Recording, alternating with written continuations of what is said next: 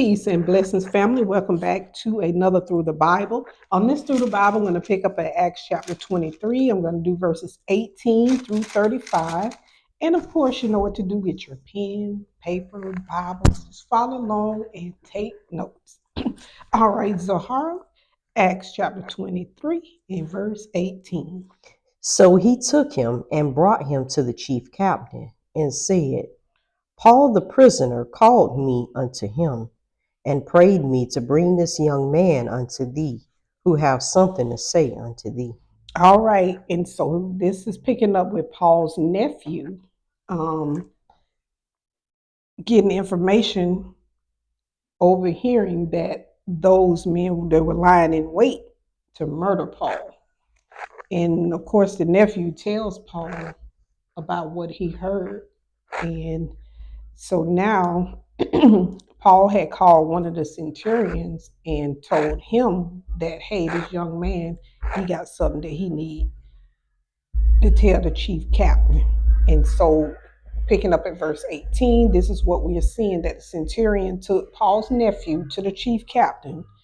And he said that Paul the prisoner, he called unto him and he asked me to bring this young man unto thee. And this is the centurion talking. And he said, and he has something that he want to tell you. And so verse 19.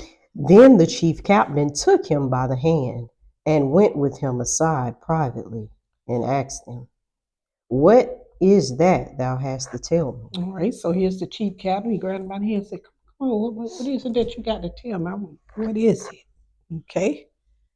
Verse 20. And he said, The Jews have agreed to desire thee that thou wouldest bring down Paul tomorrow unto the council, as though they would inquire somewhat of him more perfectly. All right. And so he basically saying, so this is what happened. This is what the Jews are doing. They agreed that tomorrow when you bring Paul down into the council, they gonna act like they want to know something more of him. But verse 21 says, But do not thou yield unto them, for there lie in wait for him of them more than 40 men, which have bound themselves with an oath, that they will neither eat nor drink till they have killed him.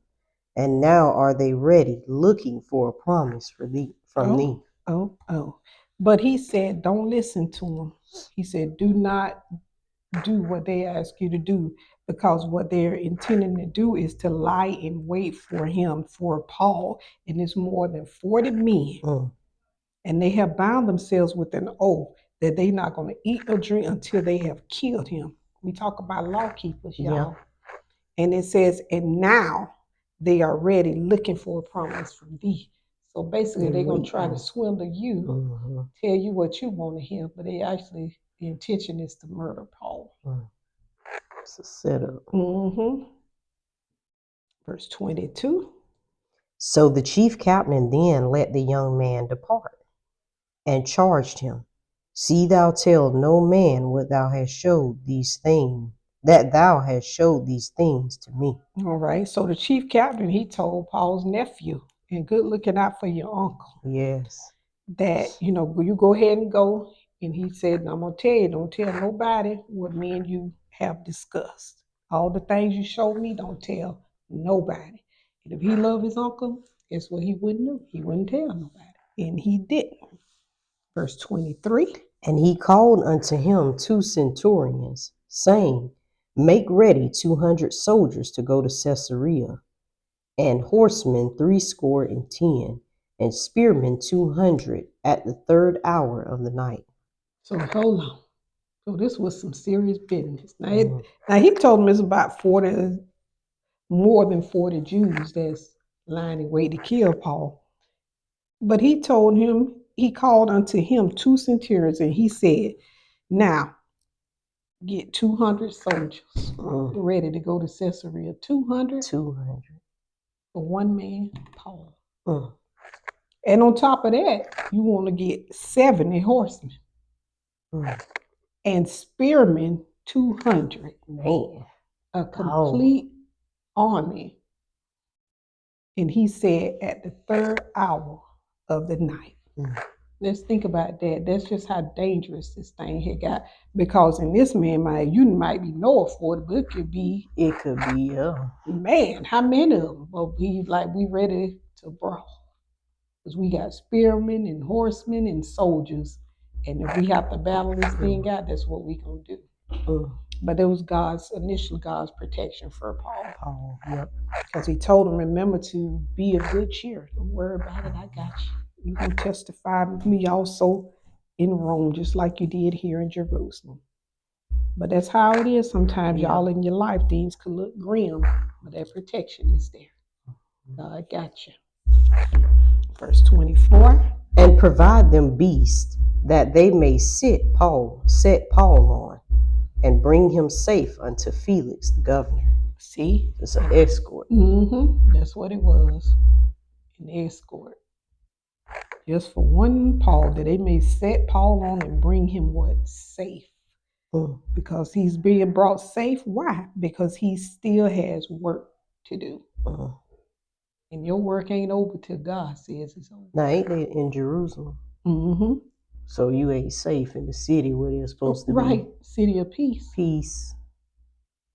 He ain't safe. We got to bring him safe. Right. From out of the city where it's supposed to be peace. From your own people. Yeah, from your own people. That's the sad part about it. And you'll be surprised who be laying in wait for you. Secretly in their mind, hoping to see you fall. Want you dead. Man, Israel full of it. Verse 25. And he wrote a letter after this manner. All right. So not only did he send all that entourage with Paul, but he also wrote a letter. And what did the letter say? Claudius Lysias, unto the most excellent governor Felix, sendeth greeting. Okay. This man was taken of the Jews, and should have been killed of them. Then came I with an army, and rescued him, having understood that he was a Roman. There go that Roman card that came into play with Paul. And I just think about sometimes the way things happen or align in your life, the way you're born and all this is for a reason. God uses it for the good. Like Joseph, being sold into Egypt as a slave by his own brethren. But look at the end. He ended up being the provider during a famine. So, but That's right. Just think about if he wasn't there. Verse 28. And when I would have known the cause wherefore they accused him, I brought him forth into their council. Right. And so he said, when I wanted to know, what's the cause that y'all accuse him, he said, I brought him forth into their council, not ours, to their council. Verse 29. Whom I perceived to be accused of questions of their law, but to have nothing laid to his charge worthy of death or of bonds. So he said, I perceive, that he was accused of questions, of their law. It had nothing to do with us Romans and our law. It's them and theirs. But he said, I don't see nothing that this man should be charged or where he should be killed. I just don't. Or matter of fact, not even killed, or even to be in bonds, to be jailed in prison. 30. And when it was told me how that the Jews laid wait for the man, I sent straightway to thee, and gave commandment to his accusers also to say before thee what they had against him. Farewell. All right. And he said, and when it was told me how that the Jews lay wait for the man, he said, I sent straightway unto thee, and gave commandment to his accusers also to say before thee what they had against him. So basically, I'm just turning this whole situation over unto you. But let's go to Proverbs 12, 5 and 6, because look at this lying in wait.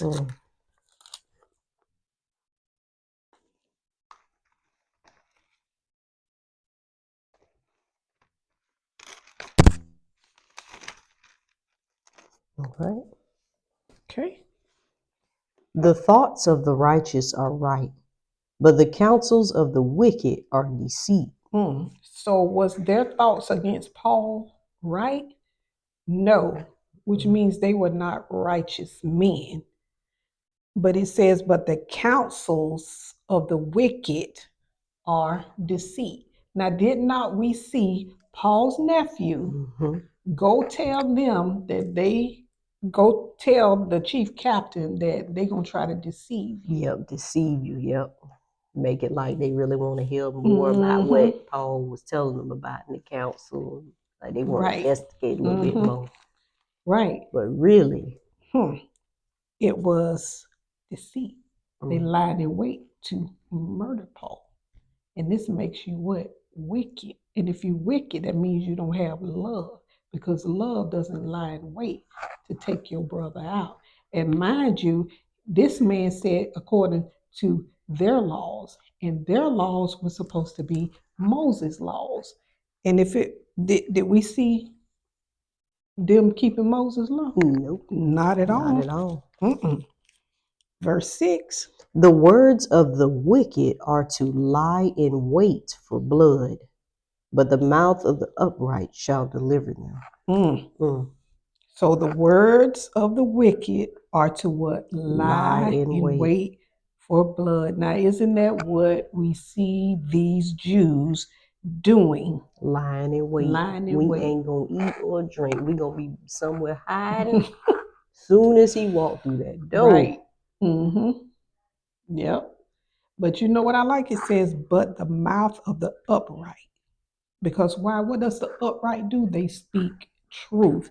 And this is why they shall be delivered. And this is why we see Paul being delivered. Why? Because he is speaking the truth. And who is that truth? Christ said, I am the way, the truth, and the life.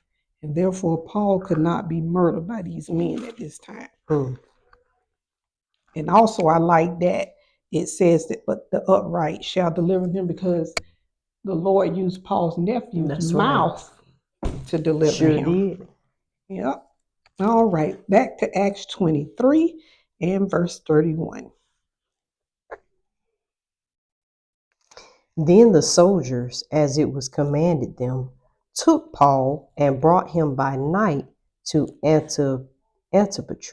Okay. So here it is. We see that Paul done made it up by night to Antipatris. Verse 32. On the morrow, they left the horsemen to go with him and returned to the castle. On tomorrow. So he was there that night. Yeah. But the next day, which is tomorrow, they left the horsemen to go with him, and then they returned to the castle.